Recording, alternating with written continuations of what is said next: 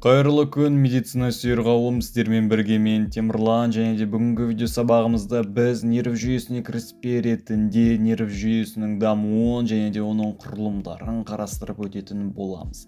Ал ендеше біз өзіміздің сабағымызды бастайық.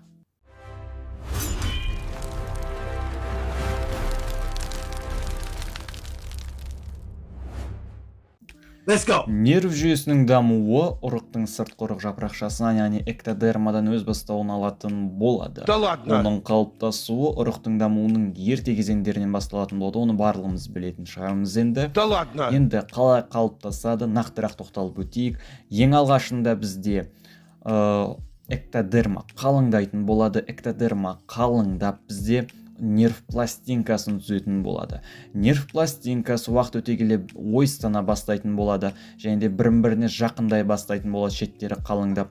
Одан кейін барып соның нәтижесінде бізде нерв сайы немесе жүйке науашығы қалыптасатын болады.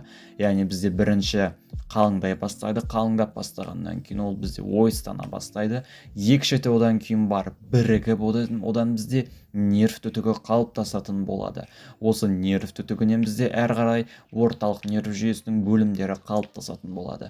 Сондай-ақ бізде нерв түтігінің эктодермамен байланысқан бөлімінде шектескен бөлімінен бізде ганглиозды табақша, яғни ганглиозды пластинка дамитын болады. Яғни ол ганглиозды пластинка бізде ганглиозды пластинка жасушалардан дамитын болады. Бұл жасушалар бізде екі бағытта дамитын болады. Оның біреуінен бізде осы нерв түтігіне жақын орналасқан, яғни дорсальды бөлігіне, яғни артқы бөліміне жақын орналасқан жасушалардан бізде омыртқа аралық түйіндер қалыптасатын болады, яғни ганглия интервертебралия, яғни осы нерв түтігінің артында орналасқан жасушалардан. Енді бізде осы нерв түтігінен шеткері орналасқан жасушалардан симпатикалық нерв жүйесінің түйіндері қалыптасатын болады. Сондай-ақ бізде енді нерв түтігінің өзі бар. Нерв түтігінің өзінен бізде екі түрлі жасушалар қалыптасатын болады. Олар бізде нейробласттар және де спонгиобласттар. Нейробласттар бізде нейрондарға бастама беретін болса, спонгиобласттар бізде нейроглияға бастама беретін болады. Соның ішінде олигодендроциттер, эпидемоглиоциттер және де астроциттер, астробласттар. Яғни ол туралы сіздер нақтырақ гистология курсында қарастырып өтетін боласыздар. Жақсы, әрі қарай кеттік. Енді нерв түтігі қалыптасып болды. Нерв түтігі қалыптасып болғаннан кейін енді біз әрі қарай оның алдыңғы бөлімінен қалыптасатын мименен, яғни краниальды бөлімінен, және де оның қалған бөлімінен қалыптасатын жұлын туралы сөз қозғауымыз керек. Мінекей, бізде мидың краниальды бөлігінен бізде ары қарай қалыптасып жатқан мінекей жұлын көруімізге болады, қалған бөлігінен. Мінекей. Жақсы.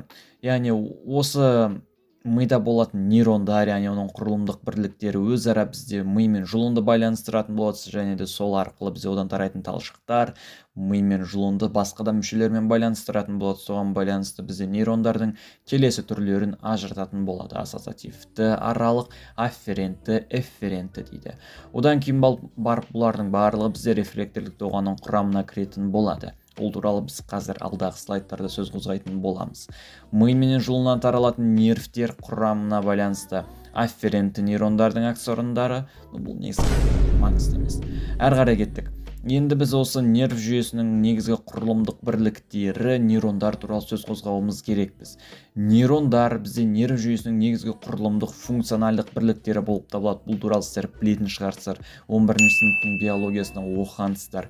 Оның бізде денесі болады, ұзын өсіндісі аксон, қысқа өсіндісі дендриттер болатын болады. Өсінділер санына байланысты униполярлы болады көп, яғни бір ғана өсінділі. Яғни ол бізде псевдоуниполярлы да болуы мүмкін, яғни жалған бір өсінділі, жалған көп өсінділік. Мінекей, оның бір өсіндісі екіге айырылып кеткен, сондықтан көп өсінділігі ұқсайды. Биполярлы нейрондар, яғни олар бізде екі өсінділі болып келеді, біреуі аксон, біреуі дендрит. Одан кейін барып бізде мультиполярлы нейрондар. Бұл туралы сіздер өзі биологиядан оқығансыздар, ұбт-ға дайындалған кезде көп тоқталмай-ақ қояйық. Әрі қарай кеттік. Орталық нерв жүйесінің құрылымы. Орталық нерв жүйесі бізде ми менен жұлыннан тұрады. ол бізде екі негізгі заттан тұратын болады.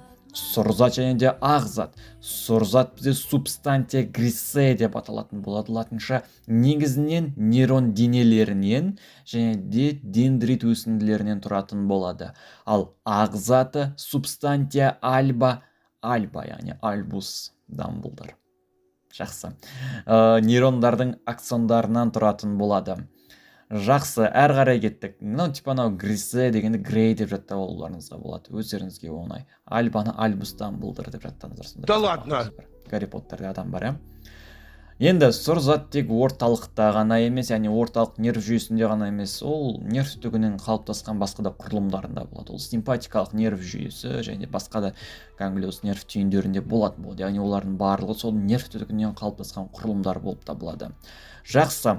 Нерв түтігінің жұлынға айналатын бөліміндегі нерв жасушалары қуысты айнала орналасып, жұлынның сұрзатын субстантия грисе медуля спиналисті түзетін болады. Яғни жасушалар қуысты айнала орналасып, осы сұрзатты түзетін болады. Субстантия грисе. Өздеріңіз білетіндеріңіздей, сұрзат мида сыртында орналасатын болады, ал ағзаты ішінде орналасады мида. Ал жұлында болатын болса, сұрзаты ішінде, ал ағзаты сыртында орналасады. Бұл басты айырмашылық екі недегі құрылымдағы, мүшедегі. Енді жұлын мен мидың дамуы және де нерв жүйесінің ұйымдастырылуына тоқталып кетейік. Енді жұлынның сұрзаты. Жұлынның сұрзат және оның бөлімдері. Жұлынның сұрзатында бірнеше мүйіздер болатын болады. Ол бізде артқы мүйіз, дорсальды мүйіз, корну постериор, латеральды мүйіз, яғни оны бізде бүйір мүйіз дейді, корну латераль. Одан кейін барып бізде алдыңғы, яғни вентральды мүйіз, корну антериус деп атайтын болады. Енді бізде осы мүйіздегі жасушаларының өсінділері жұлынның бізде сыртқысына, яғни перифериясына қарай тарамдалатын болады, яғни аксондары. Соның нәтижесінде бізде ағзаты түсетін болады, яғни ол бізде субстантия альба, медуля спиналис деп аталатын болады. Әр қарай кеттік. Енді бізде жұлынның дамуы барысында жүйке түтігінің қуысы біртіндеп тарылып, яғни тарылатын болады. Соның нәтижесінде бізде жұлынның орталық өзегі, яғни каналис централис қалыптасатын болады. Оны медуля спиналис деп те толықтырып айтуларыңызға болады. Себебі бір мұғалімдер бізде осы толық атауын сұрайтын болады. Каналис централис, медуля спиналис деп болмай айтып берулеріңіз керексіздер. Ал бір мұғалімдер просто каналис централис дей салсаңыздар, оларға жеткілікті. Әр қарай бұл өзек жұлын сұйықтығы мен ликвор цереброспиналиске толтырылған болады. Бұл ликворды туралы біз алдағы уақытта сөз қозғайтын боламыз. Енді біз мидың бағана нерв түтігі дамыды. Нерв түтігінен енді әр қарай ми қалай дамиды деген сұраққа тоқталып өтейік. Яғни бізде мынандай керемет бір не бар аты. Қолдан жасалған сурет бар. Осы суретті түсіріп алыңыздар. Осы суреттен сіздер мидың дамуын толық түсінетін боласыздар. Жақсы. Ең бірінші бізде бағана жүйке түтігінің краниальды бөлімінен, яғни алдыңғы бөлімінен айттым. Мен сіздерге не дамиды дедім. Бізде осы жерде мидың бөлімдері дамиды дедім. Ең алғашында бізде 3 ми көпіршігі дамиды. Біріншілік ми көпіршіктері.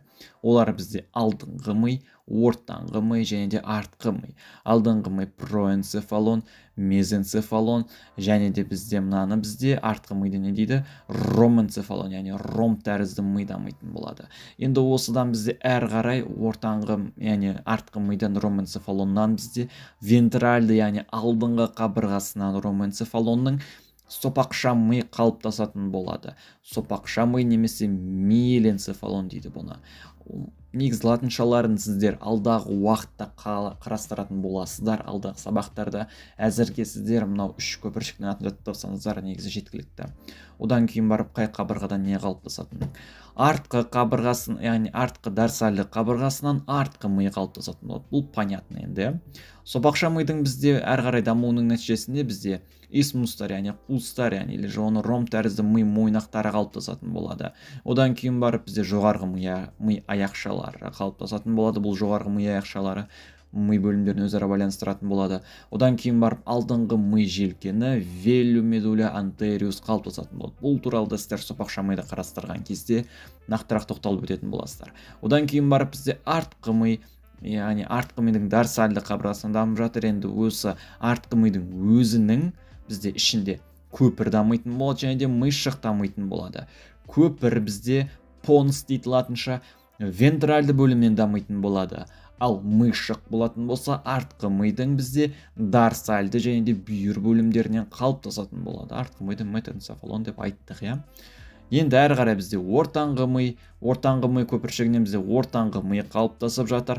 Ортаңғы ми, яғни мезенцефалон. Мезенцефалоннан бізде екі бөлім қалыптасады екен. 4 төмпешік, дарсальды қабырғасынан, ми аяқшалары вентральды қабырғасынан. Одан кейін барып бізде аралық ми қалыптасатын болады алдыңғы мидан, және де соңғы ми қалыптасатын болады. Аралық мидан бізде таламус, гипоталамус, эпифиз қалыптасатын болады. Таламус бізде бүйір қабырғасынан көру төмпешіктері, одан кейін барып гипоталамус қалыптасатын болады. Ол вентральды қабырғасынан, яғни алдыңғы қабырғасынан. Эпифиз бізде дарсальды қабырғасынан қалыптасатын болады. Әрі қарай бізде соңғы ми қалыптасады. Соңғы мидан бізде үлкен ми сыңарлары дамитын болады. Осы жерде ескерте кететін жағдай, ортаңғы мидың дамуы барысында бізде ортаңғы ми қуыстарының тарылуы нәтижесінде бізде Сильвиев каналы, яғни Сильвиев проток дейді, қалыптасатын болады. Бұл Сильвиев проток бізде 3-ші және де 4-ші қарыншаны өзара байланыстыратын болады. Осы Сильвиев протоктың арқасында бізде жұлын ми арасындағы жұлын ми сұйықтығы ликвордың циркуляциясы жүзеге асатын болады. Ортаңғы мидың дамуының нәтижесінде, яғни қателіктер, бір ақаулар туындайтын болса, сыртқы тетрагендік факторлардың әсерінен ортаңғы мидағы ликвор сұйықтығының циркуляциясына қажет Сильвиев түтігінің тарылуы байқалуы мүмкін, аса қатты. Соның нәтижесінде бізде сұйықтықтың жұлын арқылы циркуляциясы бұзылып, сұйықтықтың ликвор сұйықтығының ми қарыншаларында, яғни соңғы мидағы үлкен ми сыңарларынан қалыптасатын қарыншалардың не істейді аты сұйықтықтың арқасында ісінуі байқалатын болады. Бұл бізден дамып келе жатқан басқа да ми құрылымдарына әсер ететін болады. Осының нәтижесінде бізде адамда гидроцефалия деген ауру дамитын болады. Бұл аурудан бөлек бізде адамның миында давление пайда болатын болады, өйткені сұйықтық бар. Ол сұйықтық бізде кішкентай ғана тар қуыстан өтіп жатуының арқасында бізде осындай аурулар дамитын болады. Сол себепті осы жерде бізде бұл ауру негізі ем береді, оны алдағы уақытта сіздер патанатомияда, яғни қарастыратын боласыздар. Жақсы, главное осыны сіздерге түсіндіріп өттім. Енді әрі қарай мына жерде суреттерін көрулеріңізге болады. Міне баланың миының дамып келуін, міне бізде алдыңғы ми, оның қалғанынан бізде жұлын дамып жатыр. Жұлын бізде білесіздер, продолговатый мозг дейді бұл, немесе сопақша ми өзара байланысып жататын болды. Өйткені сопақша ми осы жұлынмен құрылымдас жағынан, құрылымы жағынан өзара ұқсас болып келеді, себебі осы жұлынның тікелей жалғас деп айтуымызға болады сопақша мида. Жақсы, көріп тұрсыздар, кортекс қыртысы, таламус, гипоталамустар дамып жатыр. Міне мына жерде шатыры дамып жатыр, мишықтың міне көпір, міне мына жерде бізде сопақша ми орналасып жатыр. Мына жерде осы аралық ми болатын болады. Мінекей суреті дамып жатқан, өздеріңіз қарап алсаңыздар болады. Жақсы, әрі қарай енді бізде рефлекторлік доғалар, яғни ол нерв жүйесінің ұйымдастырылуы туралы сөз қозғайық. Рефлекторлік доғалар бізде негізгі 5 бөлімнен тұрады. Ол яғни бізде рецептор, одан кейін барып афферентті нейрон, ассоциативті нейрон, эфферентті нейрон және де жұмысшы мүше. Өздеріңіз білесіздер, бұл жерде барлығы қалай болатын, негізгі осы 5 негізгі рефлекторлік доғаның бөлімдерін білсеңіздер болды. Оның қалай жұмыс істейтінін сіздер ұбт-ның кезінде қарап шыққан боласыздар. Жақсы, енді мынау синапстар арқылы өзара байланысады. Енді әрі қарай бізде нерв жүйесінің бөлімдері. Нерв жүйесі бізде құрылымдық жіктелу және функционалдық жіктелуін қарастыратын боламыз. Құрылымдық жіктелуіне анатомиялық жіктелуі дейді бұның. Оның біз негізгі 2 бөлімге бөлетін боламыз, яғни ол орталық нерв жүйесі және де перифериялық нерв жүйесі. Орталық нерв жүйесіне бізде мименен жұлын жұтатын болса, перифериялық нерв жүйесіне бізде осы орталық жүйке жүйесінен тарайтын талшықтар жататын болады, нерв өсінділері. Жақсы, ал функционалдық жіктелуіне байланысты біз оны парасимпатикалық және симпатикалық деп 2-ге бөлетін боламыз. Бұл бөлімдерді біз алдағы уақытта толығымен қарастырып өтетін боламыз. Осыменен бізде сабағымыз аяқталды. Болашақ медик студенттер болмаса, қызығып көріп жатқандар, осыменен бізде кіріспеміз аяқталды. Алдағы сабақта біз бірінші орталық нерв жүйесінің жұлыннан бастайтын боламыз. Яғни жұлынның құрылысы полностью қарастырып шығатын болды. Одан кейін жаймендеп миға өтеміз. Одан кейін жаймендеп мынау міне симпатика, парасимпатика, жұлыннан тарайтын талшықтар, соның барлығын қарастырып өтетін боламыз. Ал видео сабақ ұнайтын болса, лайк басып, комментарий жазуды ұмытпаймыз. Сіздермен болған мен Темірлан, Айран Академидің бастаушысы. Сіздерді видео сабақ көріп жатқандарыңыз үшін көп рахмет. Бұл мен үшін де жақсы, сіздер үшін де жақсы. Ал осы видео сабағымызды біз керемет бір цитатамен аяқтайық. Ал ендеше кездескенше қош сау болыңыздар.